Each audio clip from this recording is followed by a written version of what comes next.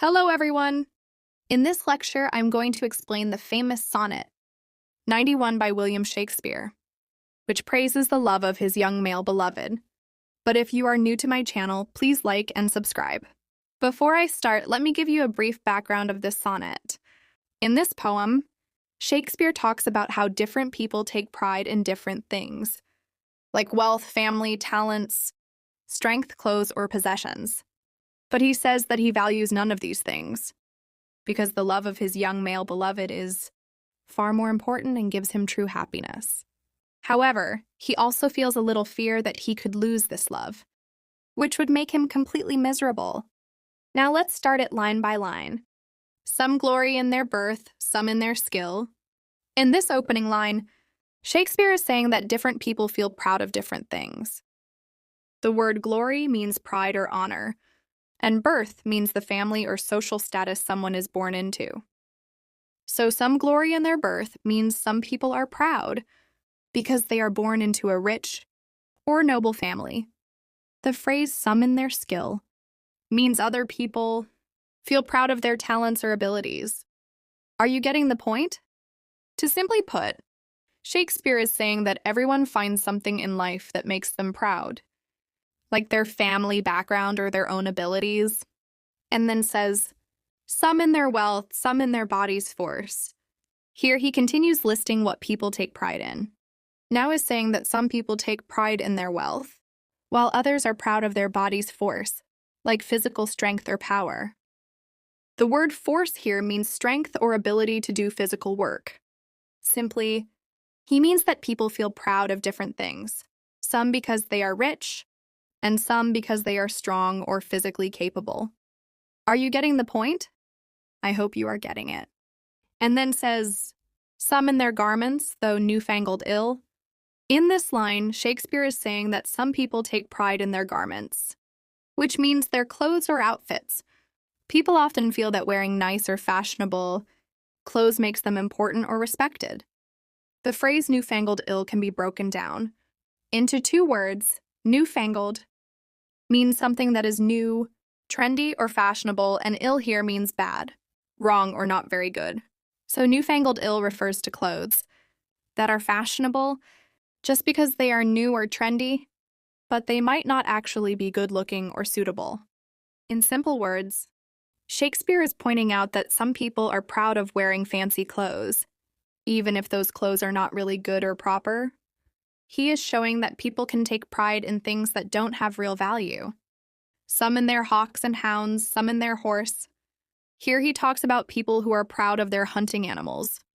Hawks and hounds were used in hunting, and horse means fine riding horses. Simply, hawks and hounds were often used for hunting, which was a popular activity among wealthy people in Shakespeare's time. Having trained hawks, hunting dogs, or strong horses showed that a person was rich and had a high social status. People could feel proud of these possessions because they demonstrated skill, wealth, or power. In simple words, Shakespeare is pointing out that some people boast about their animals and hunting skills as a way to show off, even though these are material things and not the most important measures of a person's worth. And every humor hath his adjunct pleasure. It means that every person has their own way of finding happiness. The word humor here means a person's character, nature, or mood. Adjunct pleasure means a special or additional thing that gives someone joy. Are you getting the point? So he is pointing out that everyone enjoys different things depending on what makes them happy. What brings joy to one person might not matter to another. In simple words, he means that each person has their own favorite. Pleasures are things that make them feel good, and these pleasures are linked to their personality or nature, wherein it finds a joy above the rest. Now, Shakespeare is saying that each person finds the greatest happiness in their favorite thing. The word wherein means in which, and it refers to the special pleasure or activity mentioned in the previous line. A joy above the rest means the happiness that is greater than all other pleasures. In simple words, he means that everyone has something they enjoy more than anything else, something that gives them the most joy compared to other things. Are you getting my point? And then says, But these particulars are not my measure. Now Shakespeare begins to compare himself with others. Particulars means all the things people take pride in, like birth, wealth, skill, or animals. Not my measure means these things do not make him happy or define him. Simply, he is saying, I don't care about these worldly things. In other words, you can say, Shakespeare is saying that all the things people usually take pride in, like birth, skill, wealth, looks, or hobbies, do not matter to him. In simple words, he is saying that he doesn't judge life by these common qualities. They are not important to him. What really matters to him is something much greater, his beloved's love. All these I better in one general best. It is very romantic line, because Shakespeare is saying that he values one thing above all else. And it is far better than all the other things people boast about. The word better here means superior, and one general best means a single thing that is the greatest of all. In simple words, he is saying that his beloved's love is the best thing in the world, better than wealth, birth, skills, or any other pride people have. And then says, thy love is better than high birth to me. Now he is expressing that the love of his beloved is worth more to him than any noble birth or family status. The phrase high birth refers to being born into a wealthy, powerful, or respected family. Many people in his time, and even today, take pride in their social rank or family background, thinking it gives them importance. But Shakespeare is saying that all that wealth, power, or prestige means nothing to him compared to the love he receives from his beloved. His beloved's love makes him feel richer and happier than any material or social advantage ever could. In simple words, he values love far above status or riches, and it gives him a sense of pride and joy that no birthright can match. Richer than wealth, prouder than garments cost. It means that the love of his beloved is more valuable than all the wealth in the world and more impressive than the finest clothes money can buy. Do you understand it? The word richer doesn't just mean having more money. It means that love gives him a feeling of richness and abundance that material wealth cannot provide. Garments cost refers to expensive clothing, which in Shakespeare's time was a symbol of status and pride. By saying he feels prouder than garments cost, he means that having his beloved's love makes him feel more honored and joyful than someone who owns the most luxurious clothes. In simple words, love is far more rewarding and uplifting to him than money or fancy things, and it fills him with happiness and pride. Of more delight than hawks or horses be.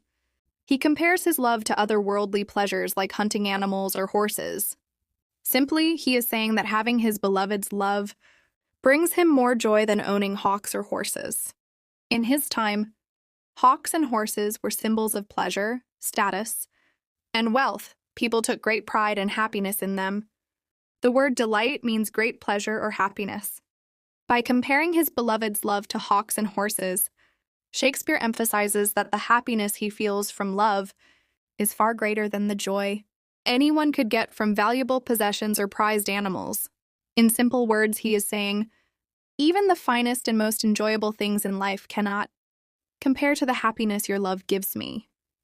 And then says, and having thee, of all men's pride I boast. It means that he has the love of his beloved.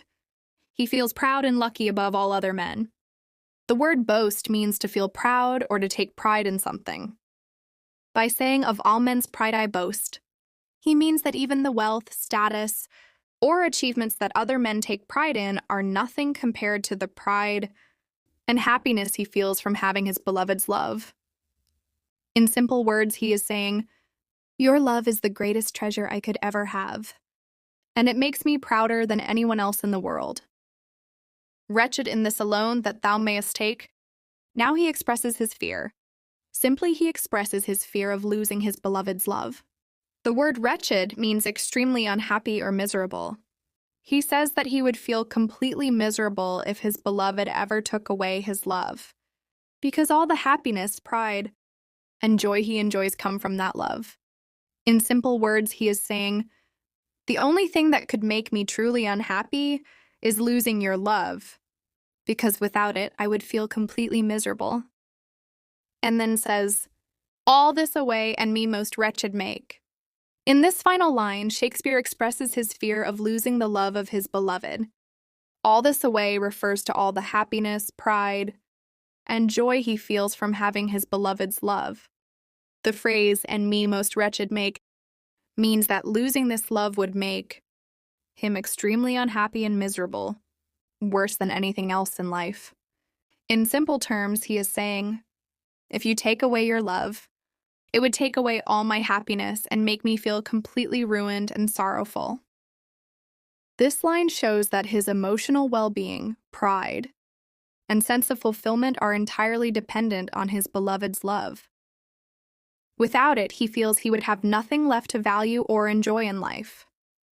I hope you have enjoyed this lecture, and please like the video and subscribe the channel. Thank you.